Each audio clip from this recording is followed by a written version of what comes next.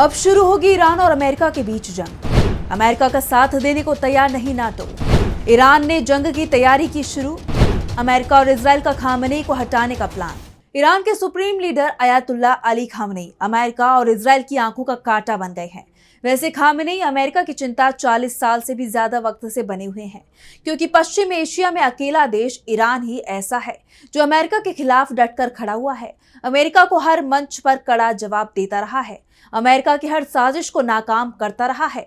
अब वो फिर से अमेरिका के निशाने पर हैं। अमेरिका को इस बात का एहसास है कि जब तक खामनेई की सत्ता बनी हुई है तब तक ईरान को झुकाना मुश्किल है। खामनेई को हटाकर अपनी कठपुतली सरकार बनाने की कोशिश अमेरिका की तरफ से लगातार की जा रही है। अमेरिका के इशारे पर इजराइल ने ईरान पर हमला किया था। 12 दिन तक जंग चली थी और इस जंग में जब इजराइल हारता दिखाई दिया तो अमेरिका भी कूद पड़ा था, लेकिन जंग से उसे भी कुछ हासिल नहीं हुआ। ना तो ईरान का परमाणु कार्यक्रम तबाह करने में उसे कामयाबी मिली और ना ही ईरान की सत्ता से खामनेई को ही वो हटा पाया। यानी अमेरिका खामनेई के आगे फिर से फेल हुआ। खामनेई तक पहुंच ही नहीं पा रहा है। खामनेई ईरान में किस गुप्त ठिकाने पर है, इसकी खबर अमेरिका को भी नहीं है। खामनेई अपने गुप्त ठिकाने से लगातार अमेरिका को चुनौती दे रहे हैं और अब खबर आ रही है कि खामनेई को हटाने के लिए अमेरिका और इजराइल एक बार फिर से ईरान पर हमला कर सकता है। लेकिन इस बार भी अमेरिका को इस जंग में नाटो का साथ मिलता नहीं दिख रहा है। नाटो में शामिल 1-2 देशों को छोड़कर कोई भी अमेरिका का साथ देने को तैयार नहीं है। लेकिन खामनेई को हटाने की जिद के चलते अमेरिका ने एक बार फिर से जंग की तैयारी शुरू कर दी है। इसके संकेत भी अब साफ साफ मिलने लगे हैं। ईरान को घेरने के लिए अमेरिका से लड़ाकू विमानों ने उड़ान भरना भी शुरू कर दिया है। तो कैसे फिर से पश्चिम एशिया में शुरू हो गई है जंग की तैयारी? आज इसी सवाल पर हम अपनी स्पेशल रिपोर्ट में करेंगे बात। नमस्कार, मैं आंचल। अमेरिका और इजराइल एक बार फिर से ईरान पर हमले की तैयारी में है और इस बार हमला दोनों ही एक साथ करेंगे। ईरान की तरफ से भी अमेरिका और इजराइल को जवाब देने की तैयारी शुरू कर दी गई है और उसकी तरफ से साफ कर दिया गया है कि जिस तरह से 13 जून को इजराइल ने अचानक हमला किया था उस तरह से इस बार नहीं होगा, क्योंकि तब अमेरिका और ईरान के बीच उसके परमाणु कार्यक्रम को लेकर बातचीत चल रही थी। ईरान को इस बात का एहसास नहीं था कि उसे धोखा दिया जा रहा है। बातचीत की आड़ में उस पर हमले की तैयारी है। एक तरफ जहां 15 जून को ओमान में होने वाली बातचीत की तैयारी में ईरान जुटा हुआ था, उसे इस बात का भरोसा ही नहीं था कि अमेरिका उसे धोखा दे रहा है। एक तरफ बातचीत की तैयारी का झांसा दे रहा है तो दूसरी तरफ इजराइल को हमले के लिए भी हरी झंडी दे दी है। इजराइल के अचानक हुए हमले ने ईरान को नुकसान पहुंचाया था, लेकिन ईरान जल्दी संभल भी गया और उसने जोरदार पलटवार किया था, जिसके चलते अमेरिका और इजराइल का प्लान फेल हो गया।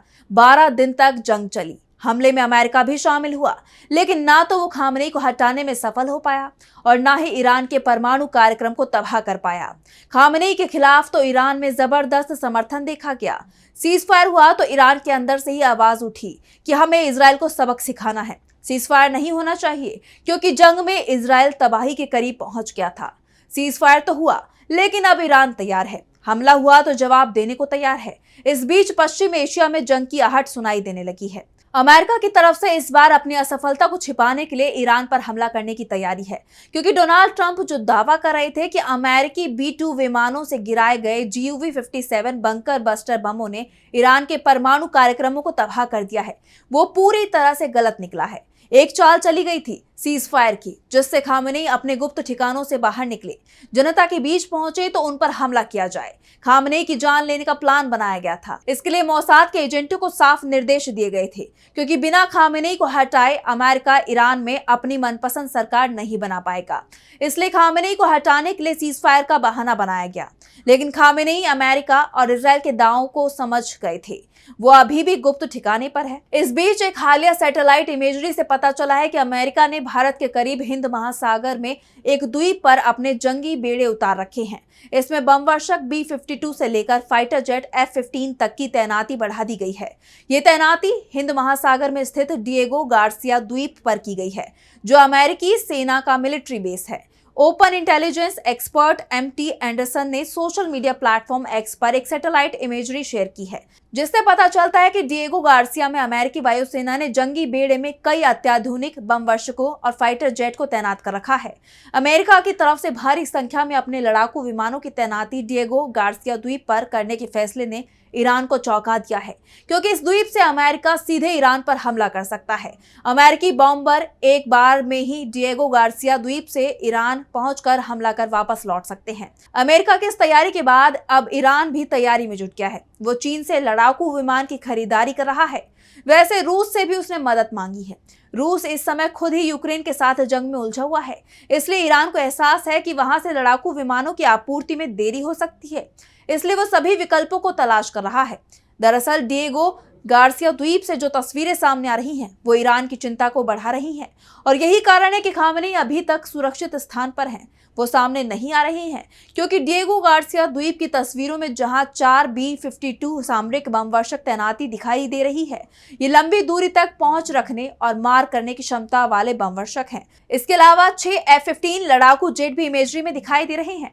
F-15 की मौजूदगी क्षेत्रीय तनाव और किसी भी तरह की आकस्मिक स्थिति से निपटने, हवाई श्रेष्ठता और संभावित हमलों से निपटने की क्षमताओं के लिए इस्तेमाल किया जाता है। मिलिट्री बेस पर 6 KC-135 हवाई ईंधन भरने वाले टैंकर भी तैनात हैं। यानी ईरान पर अगर हमला किया जाए तो लड़ाकू विमानों को रास्ते में ईंधन की सप्लाई आसानी से की जा सकेगी। अब बात डिएगो गार्सिया द्वीप की करते हैं कि आखिर ये अमेरिका के लिए इतना महत्वपूर्ण क्यों है। बात डिएगो गार्सिया की करें तो ये चागोस द्वीप समूह का हिस्सा है, जो ईरान से लगभग 4700 किलोमीटर दक्षिण पूर्व में स्थित है और भारत से करीब 1800 किलोमीटर की दूरी पर दक्षिण में है। यहाँ से चीन की दूरी 3000 मील है। 1960 के दशक में ब्रिटेन ने अमेरिका को ये द्वीप पट्टे पर दिया था। 1970 के दशक में अमेरिका ने सोवियत रूस के आधिपत्य को चुनौती देते हुए इस द्वीप पर मिलिट्री बेस स्थापित किया था। रसद के लिहाज से ये बहुत बड़ा बेस है। इसका रनवे 3600 मीटर से ज्यादा लंबा है, जो भारी मालवाहक विमानों और बमवर्षक विमानों को लॉन्च करने के लिए पर्याप्त है। इस बेस पर गहरे पानी का एक बंदरगाह भी है, जो परमाणु पनडुब्बियों और नौसेना के जहाजों के लिए डॉकिंग सुविधा उपलब्ध कराता है। डिएगो गार्सिया द्वीप अमेरिका के लिए बेहद अहम है। यह अमेरिकी एयरक्राफ्ट्स के लॉन्ग रेंज मिशन के लिए एक सुरक्षित लॉन्च पॉइंट है। इस द्वीप को अक्सर एशिया और मिडिल ईस्ट में गुप्त मिशनों की संचालन के लिए एक स्ट्रेटेजिक प्लेटफॉर्म के रूप में इस्तेमाल किया जाता रहा है। यहाँ से पहले भी GBU-57 जैसे बंकर बस्टिंग बम ले जाने में सक्षम B-2 रणनीतिक बम वर्षक विमान अफगानिस्तान और इराक में अभियानों के लिए लॉन्च किए जा चुके हैं। मौजूदा ईरान इजराइल संघर्ष और ईरानी परमाणु कार्यक्रम को लेकर तनाव के मद्देनजर ये बेस फिर से एक बार नई गतिविधि का केंद्र बनकर उभरा है। माना जा रहा है कि हालिया तैनाती भी ईरान पर अमेरिकी और इजरायली हमले के बाद पैदा हुए तनाव को देखते हुए की गई है। तो फिलहाल के लिए हमारी स्पेशल रिपोर्ट में बस इतना ही। देश और दुनिया की तमाम बड़ी खबरों के लिए देखते रहिए DB लाइव। नमस्कार। हमारे चैनल से जुड़े रहने के लिए YouTube पर टाइप करें DB लाइव, सब्सक्राइब बटन को क्लिक करें और बेल आइकन को दबाना न भूलें, ताकि खबरें आप तक पहुंचती रहें। देखते रहिए DB लाइव, क्योंकि यहाँ हैं खबरें लगातार।